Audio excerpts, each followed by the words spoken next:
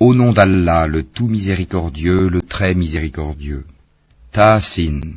Voici les versets du Coran et d'un livre explicite, un guide et une bonne annonce aux croyants, qui accomplissent la salat, acquittent la zakat, et croient avec certitude en l'au-delà. Quant à ceux qui ne croient pas en l'au-delà, nous embellissons à leurs yeux leurs actions, et alors ils deviennent confus et hésitants. Ce sont eux qui subiront le pire châtiment, tandis qu'ils seront dans l'au-delà les plus grands perdants. Certes, c'est toi qui reçois le Coran de la part d'un sage, d'un savant.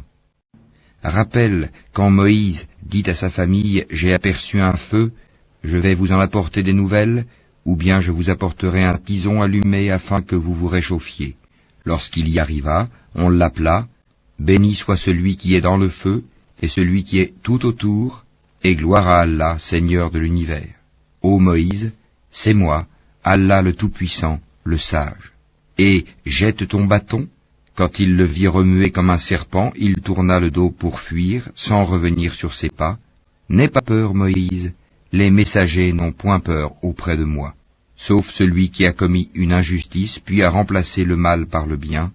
Alors je suis pardonneur et miséricordieux. Et introduis ta main dans l'ouverture de ta tunique, elle sortira blanche et sans aucun mal, un des 9 prodiges à Pharaon et à son peuple, car ils sont vraiment des gens pervers. Et lorsque nos prodiges leur parvinrent, clairs et explicites, ils dirent, c'est là une magie évidente. Ils les nièrent injustement et orgueilleusement, tandis qu'en eux-mêmes ils y croyaient avec certitude. Regarde donc ce qu'il est advenu des corrupteurs.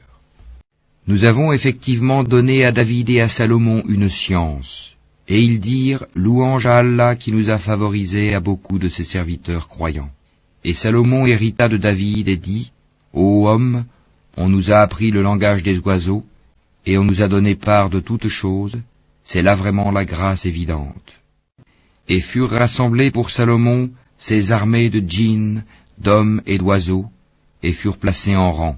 Quand ils arrivèrent à la vallée des fourmis, une fourmi dit, ô fourmis, entrez dans vos demeures, de peur que Salomon et ses armées ne vous écrasent sous leurs pieds sans s'en rendre compte. Il sourit, amusé par ses propos, et dit, « Permets-moi, Seigneur, de rendre grâce pour le bienfait dont tu m'as comblé, ainsi que mes pères et mères, et que je fasse une bonne œuvre que tu agrées, et fais-moi entrer, par ta miséricorde, parmi tes serviteurs vertueux. » Puis il passa en revue les oiseaux et dit, « Pourquoi ne vois-je pas la huppe? Est-elle parmi les absents? Je la châtierai sévèrement, ou je l'égorgerai, ou bien elle m'apportera un argument explicite. » Mais elle n'était restée absente que peu de temps, et dit, « J'ai appris ce que tu n'as point appris, et je te rapporte de Saba une nouvelle sûre. J'ai trouvé qu'une femme est leur reine, que de toutes choses elle a été comblée, et qu'elle a un trône magnifique. Je l'ai trouvée, elle et son peuple, se prosternant devant le soleil au lieu d'Allah. Le diable leur a embelli leur action, et les a détournés du droit chemin, et ils ne se sont pas bien guidés. Que ne se prosterne-t-il devant Allah, qui fait sortir ce qui est caché dans les cieux et la terre, et qui sait ce que vous cachez et aussi ce que vous divulguez?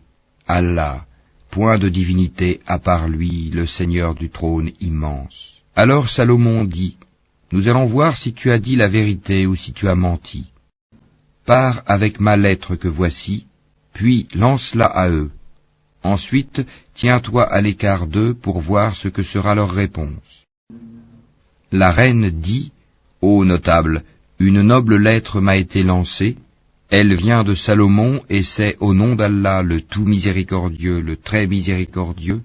Ne soyez pas hautains avec moi et venez à moi en toute soumission. » Elle dit, « Ô notable, conseillez-moi sur cette affaire, je ne déciderai rien sans que vous ne soyez présents pour me conseiller. » Ils dirent, « Nous sommes détenteurs d'une force et d'une puissance redoutables, le commandement cependant t'appartient, regarde donc ce que tu veux ordonner. » Elle dit, « En vérité, quand les rois entrent dans une cité, ils la corrompent et font de ces honorables citoyens des humiliés, et c'est ainsi qu'ils agissent. Moi je vais leur envoyer un présent, puis je verrai ce que les envoyés ramèneront. » Puis lorsque la délégation arriva auprès de Salomon, celui-ci dit, « Est-ce avec des biens que vous voulez m'aider, alors que ce qu'Allah m'a procuré est meilleur que ce qu'il vous a procuré? Mais c'est vous plutôt qui vous réjouissez de votre cadeau. Retourne vers eux, nous viendrons avec des armées contre lesquelles ils n'auront aucune résistance, et nous les en expulserons toutes humiliées et méprisées. Il dit, ô notables, qui de vous m'apportera son trône avant qu'il ne vienne à moi soumis?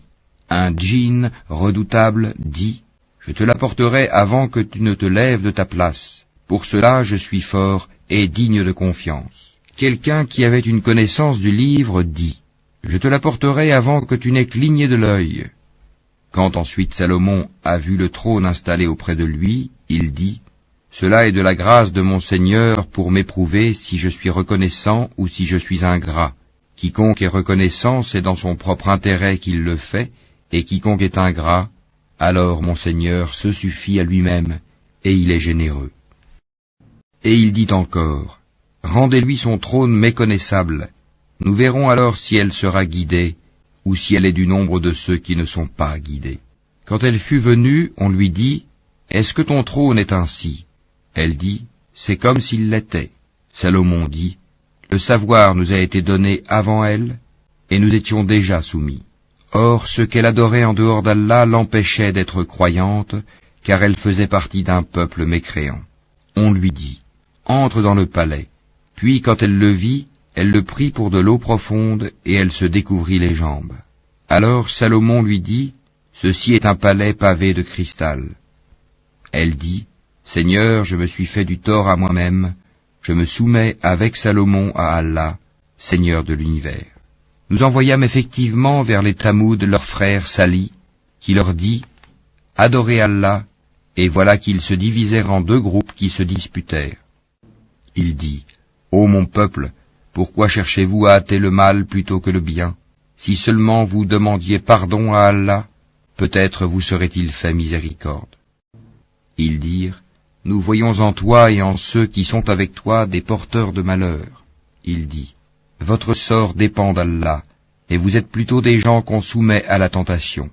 Et il y avait dans la ville un groupe de 9 individus qui semaient le désordre sur terre et ne faisaient rien de bon. Ils dirent, jurons par Allah que nous l'attaquerons de nuit, lui et sa famille. Ensuite, nous dirons à celui qui est chargé de le venger, nous n'avons pas assisté à l'assassinat de sa famille, et nous sommes sincères. Ils ourdirent une ruse, et nous ourdîmes une ruse, sans qu'ils s'en rendent compte. Regarde donc ce qu'a été la conséquence de leur stratagème. Nous les fîmes périr, eux et tout leur peuple. Voilà donc leur maison déserte à cause de leurs méfaits, c'est bien là un avertissement pour des gens qui savent. Et nous sauvâmes ceux qui avaient cru et étaient pieux. Et rappelle-leur, Lot, quand il dit à son peuple, vous livrez-vous à la turpitude, l'homosexualité, alors que vous voyez clair? Vous allez aux hommes au lieu des femmes pour assouvir vos désirs? Vous êtes plutôt un peuple ignorant. Puis son peuple n'eut que cette réponse, expulsez de votre cité la famille de Lot, car ce sont des gens qui affectent la pureté. Nous le sauvâmes ainsi que sa famille, sauf sa femme, pour qui nous avions déterminé qu'elle serait du nombre des exterminés. Et nous fîmes pleuvoir sur eux une pluie de pierres. Et quelle mauvaise pluie que celle des gens prévenus. Dis, louange à Allah et paix sur ses serviteurs qu'il a élus. Lequel est meilleur, Allah, ou bien ce qui lui associe? N'est-ce pas lui qui a créé les cieux et la terre, et qui vous a fait descendre du ciel une eau avec laquelle nous avons fait pousser des jardins pleins de beauté? Vous n'étiez nullement capable de faire pousser leurs arbres? Y a-t-il donc une divinité avec Allah? Non, mais ce sont des gens qui lui donnent des égaux. N'est-ce pas lui qui a établi la terre comme lieu de séjour, placé des rivières à travers elle, lui a assigné des montagnes fermes et établi une séparation entre les deux mers?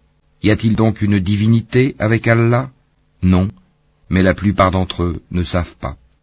N'est-ce pas lui qui répond à l'angoissé quand il l'invoque, et qui enlève le mal, et qui vous fait succéder sur la terre génération après génération? Y a-t-il donc une divinité avec Allah? C'est rare que vous vous rappeliez. N'est-ce pas lui qui vous guide dans les ténèbres de la terre et de la mer, et qui envoie les vents comme une bonne annonce précédant sa grâce? Y a-t-il donc une divinité avec Allah? Allah est très élevé au-dessus de ce qu'il lui associe. N'est-ce pas lui qui commence la création puis la refait et qui vous nourrit du ciel et de la terre? Y a-t-il donc une divinité avec Allah? Dis, apportez votre preuve si vous êtes véridique. Dis, nul de ceux qui sont dans les cieux et sur la terre ne connaît l'inconnaissable à part Allah, et ils ne savent pas quand ils seront ressuscités. Mais leurs sciences se sont rejointes au sujet de l'autre monde. Ils doutent plutôt là-dessus, ou plutôt ils sont aveugles à son sujet. Et ceux qui ne croient pas disent, est-ce que quand nous serons poussière, nous et nos pères, est-ce que vraiment on nous fera sortir de nos tombes? Certes, on nous l'a promis, à nous et à nos pères, auparavant. Ce ne sont que des contes d'anciens.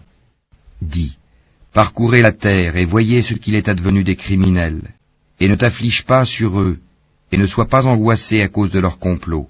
Et ils disent, pour quand cette promesse si vous êtes véridique?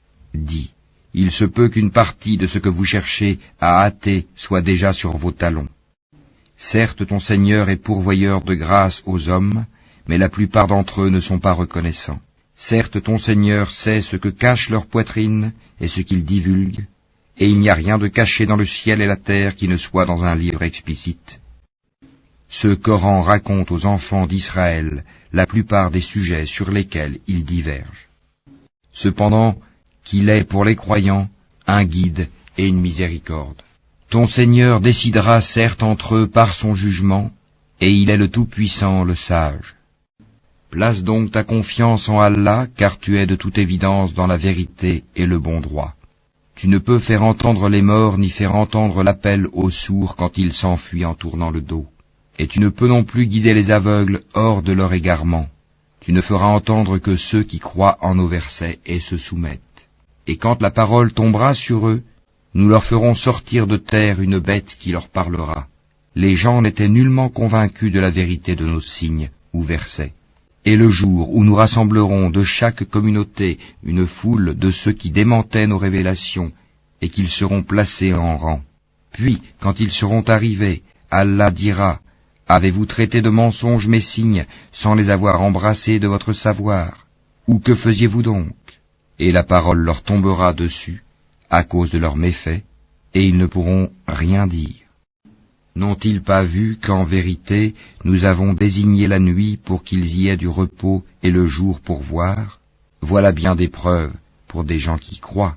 Et le jour où l'on soufflera dans la trompe, tous ceux qui sont dans les cieux et ceux qui sont dans la terre seront effrayés, sauf ceux qu'Allah a voulu préserver, et tous viendront à lui en s'humiliant.